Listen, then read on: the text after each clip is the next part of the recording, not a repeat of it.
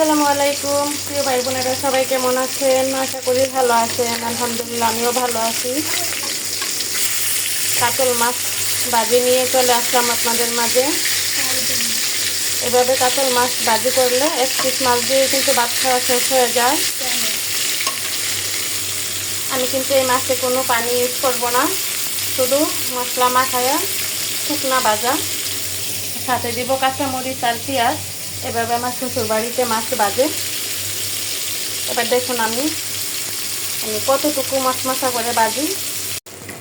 আমার মাছগুলো ভাজা হয়ে গেছে, আমি এক সাইডে রেখে পেঁয়াজটা ভেজে নিলাম। আর একটু ভাজা হলে নামিয়ে ফেলবো। হয়ে গেছে আমার মাছ ভাজা, একদম কমপ্লিট। দেখুন, বেশি কালো হইলে মাছ তিতা লাগে, এরকম মিডিয়াম লাল করে ভেজে ফেলবেন। আর এই মাছ ভাজা কিন্তু গরম ভাতের সাথে সেরকম লাগে। ভিডিওটা আর বড় করবো না, সবাই ভালো থাকবেন। আসসালামু আলাইকুম।